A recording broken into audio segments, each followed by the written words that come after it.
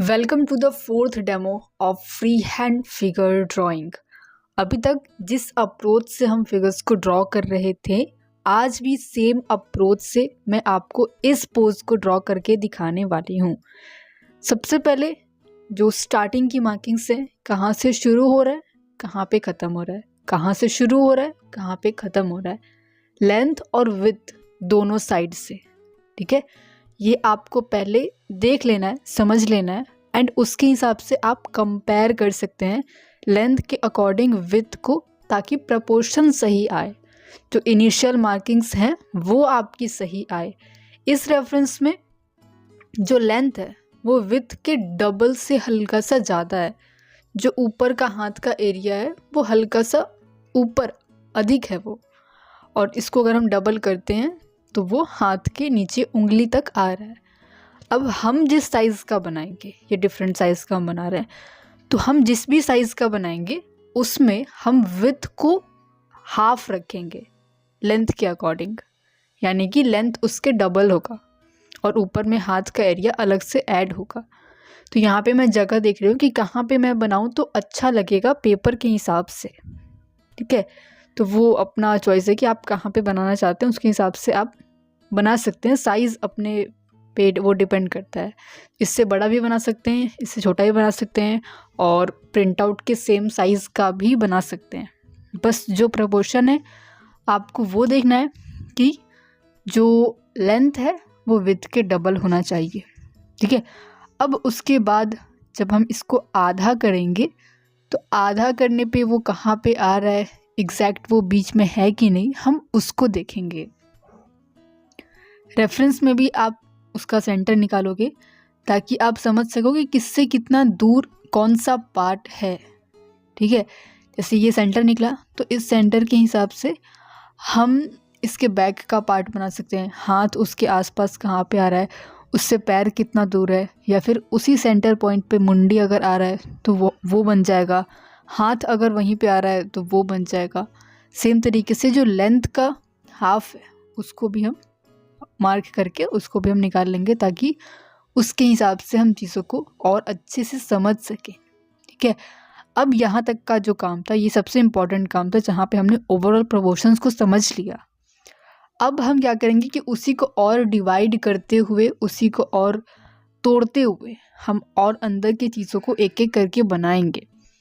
सबसे पहले ये जो पोज है, इसने क्या पहना हुआ है, किस तरीके की चीज़ें आपको यहाँ पे दिख रही हैं, वो सब कुछ छोड़ के आप बस इसमें रैंडम शेप्स देख सकते हो। जैसे हाथ और पैर के मिलने से एक नेगेटिव शेप जो बन रहा है, जो पेपर का पार्ट आपको दिख रहा है, वो शेप कैसा दिख रहा है, एंड उस शेप को आप कॉपी कर सकते हो, बजाय इसके कि आप हाथ बना रहे हैं, पैर बना रहे हैं। ठीक है, आप लाइंस देख सकते हो कि लाइंस का साइज़ क्या है, प्रपोर्शंस आप देख सकते हैं कि इस पार्ट के अकॉर्डिंग वो पार्ट का जो लेंथ विड्थ है वो सब सही आ रहा है कि नहीं।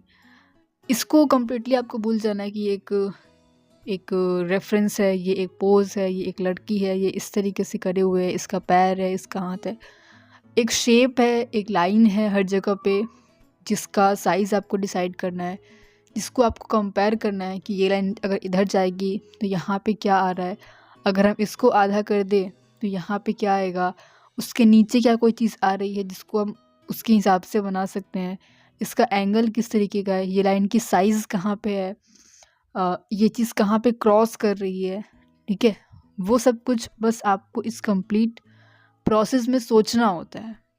जो आप खुद से क्वेश्चंस पूछ रहे होते हैं अपनी ड्राइंग करते हुए, उन क्वेश्चंस को आपको बस सही करना पड़ेगा, बजाय इसके कि आप ये खुद से सवाल पूछें कि इसमें क्या गलती है, अच्छा तो लग रहा है, ठीक तो लग रहा है, इसमें शेडिंग कर दूँगा, इसमें डिटेलिंग कर दूँ क्या, ये वाला सारी मतलब जो भी आप और अलग तरीके के सवाल खुद से पूछते रहते हैं, तो उन सवालों को बस चेंज करके आपको इस तरीके के सवाल पूछने हैं कि इसका प्रपोर्शन कैसा है, प्रपोर्शन सही आ रहा है कि नहीं, लाइन का साइज़ सेम बन रहा है कि नहीं, क्योंकि इस पार्ट के हिसाब से वो पार्ट कितना बड़ा है, कितना छोटा है, इसका अगर मैं सेंटर निकालूं तो उसके हिसाब से क्या चीज़ें हैं जो बन सकती हैं।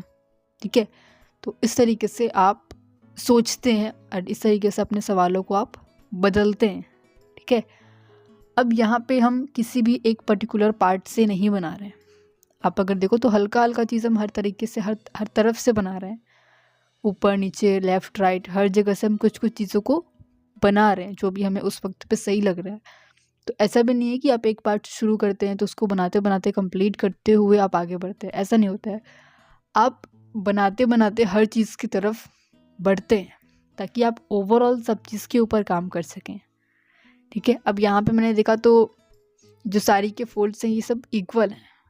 ठीक है, बस जो ऊपर वाला है वो उनके हाफ के बराबर है। तो अब हम जो बनाएंगे हम भी अपने वाले में सेम रखेंगे, नीचे वाले 2 इक्वल और ऊपर वाला जस्ट उसका हाफ।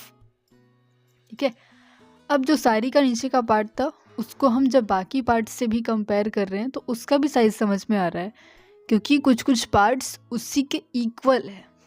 तो हम भी सिंपली अपनी ड्राइंग में देखेंगे कि हमने जो साइज़ डिसाइड किया था साड़ी के उस एरिया के लिए और वो किस किस पार्ट से इक्वल था, उसी के हिसाब से बस हम हर एक चीज़ को बना देंगे। और जहाँ जहाँ पे आपको मिस्टेक्स दिखती जाएंगी इस पूरे प्रोसेस में लास्ट तक, वहाँ तक आप उन मिस्टेक्स को सही करते रहेंगे। ऐसा नहीं कि आपने अगर एक लाइन बना दिया, आप आगे बढ़ गए और फिर आपको मिस्टेक दिख रही है तो आप उसको इग्नोर कर रहे हैं। जहाँ तक आपको मिस्टेक दिख रही है, जिस भी एरिया में जिस भी टाइम पे आपको मिस्टेक दिख रही है, आप उसको सही करेंगे उसी टाइम पे, क्योंकि उसके हिसाब से ही आप आगे की चीज़ों को बनाएंगे। तो अगर आपका पहले का ही पार्ट गलत है तो उसके हिसाब से बाकी चीज़ें तो वैसे भी गलत बन ही जाएंगी। ठीक है, इसीलिए इम्पॉर्टेंट है कि एक एक लाइन, एक एक एंगल, एक एक प्रपोर्शन आप समझते हुए, जानते हुए कि वो सही है कि गलत है, आप आगे बढ़े। और गलती होगी बट टाइम के साथ में आपको वो समझ भी आएगा जब आप एक दूसरे के पार्ट से इसको कंपेयर करेंगे। वैसे ही आप बाकी पार्ट्स को भी बनाएंगे अपने हिसाब से, ये लाइन के इतना इधर जा रहा है तो वो कहाँ पे आएगा, इसको अगर हम इस तरीके से करते हैं तो वो कहाँ पे आएगा, क्या ये पूरा स्ट्रेट है या फिर हल्का सा टेढ़ा है, इसका अगर हम हाफ कर देते हैं तो यहाँ पे क्या आएगा। बस वही सारे सेम क्वेश्चंस आपके हर एक जगह पे आपको पूछने खुद से। ठीक है, एंड सेम तरीके का डेमो और भी अपलोडेड है लेसन में, तो आप उसको देखना, आपको और क्लैरिटी मिलेगी। एंड इसको आप इम्प्लीमेंट करना, सिर्फ देखने से तो वैसे भी कुछ नहीं होने वाला है, इतने लेसन्स आप ऑलरेडी देख चुके होंगे, बट जब तक आप इसको खुद से प्रैक्टिस नहीं करोगे ये चीज़ें आपको समझ नहीं आएंगी। ठीक है, और समझ आना अलग चीज़ है और उसको हम कर पा रहे हैं कि नहीं कर पा रहे वो अलग चीज़ है। ठीक है, तो एक रेफरेंस आपको लेना है, उसका प्रिंट आउट कराना है और साइड में पेपर लगा करके आपको वर्टिकल पोजीशन में अपने ईजल पे, दीवार पे, कहीं पे भी, और आपको उसकी प्रैक्टिस करनी है सेम प्रोसेस के साथ में। ठीक है, अब आप अगर चाहें तो आप सिंपल से एक स्टिल लाइफ ले सकते हैं, एक लैंडस्केप ले सकते हैं, एक चिड़िया ले सकते हैं, आप एक जानवर ले सकते हैं, किसी का भी आप पिक्चर ले सकते हैं और उसको बना सकते हैं। ये कुछ पार्ट्स ब्लर हो गए थे रिकॉर्डिंग के टाइम पे ही, जिसको मुझे कट करना पड़ा। बहुत बड़ा पार्ट एक वैसे ही हो गया था ब्लर, क्योंकि फोकस शिफ्ट नहीं हो पाया था कैमरा का, इसलिए वो सारे पार्ट्स मैंने कट किए हैं। ठीक है, एंड वही प्रोसेस सेम है, जिस तरीके से आप अभी तक देखते आ रहे हैं डेमोज में सेम प्रोसेस है। तो इसी प्रोसेस के साथ में आपको एक रेफरेंस लेना है और उसकी ड्राइंग करनी है, और उसका जो पिक्चर है, आपका जो एक्सपीरियंस है, आपकी जो लर्निंग्स हैं, आपकी जो डिफ़िकल्टीज़ है जो आपने इसमें फ़ेस की, उसको इस व्हाट्सएप नंबर पे आप ज़रूर से सेंड करना, ताकि हम उसको चेक कर सकें कि आप किस तरीके से काम कर रहे हैं, वाकई में आप लेसन्स को देख करके प्रैक्टिस कर रहे हैं कि नहीं, उसमें क्या चीज़ें हैं जो आपकी अच्छी हो रही हैं और क्या चीज़ें हैं जो और अच्छी हो सकती हैं। ठीक है, प्लस आप हमारे साथ में, हमारी कम्युनिटी में ऐड होकर के हमारे साथ में काम कर सकते हैं। ठीक है, अब अगर आपके कोई और सवाल हैं तो उसको आप कमेंट्स में पूछना, ताकि हम उसको भी समझ सके और उसके ऊपर भी लेसन्स ला सके। ठीक है, सेम प्रोसेस है, अप्रोच समझना इम्पॉर्टेंट है, ना कि हम क्या बना रहे हैं, कैसे बना रहे हैं वो समझना इम्पॉर्टेंट है। ठीक है, कैसे बना रहे हैं, बस प्रोसेस क्या है, क्या सोच रहे हैं, आप उसको अगर समझ जाते हैं तो फिर सब चीज़ को आप बना सकते हैं एक ही तरीके से। तो ये था आज का कंप्लीट डेमो, जिसमें मैंने आपको इस पोज को ड्रॉ करके दिखाया। और किस किस तरीके के पोजेस पे, किन किन टॉपिक्स पे आप चाहते हैं लेसन्स लाना, डेमोस लाना, वो आप ज़रूर से कमेंट्स में बताना, ताकि उसके ऊपर भी हम लेसन्स को ला सकें। व्हाट्सएप पे हमारे साथ में कनेक्टेड रहिएगा। अब हम आपको मिलते हैं अगले लेसन में, तब तक के लिए प्रैक्टिस करते रहिए।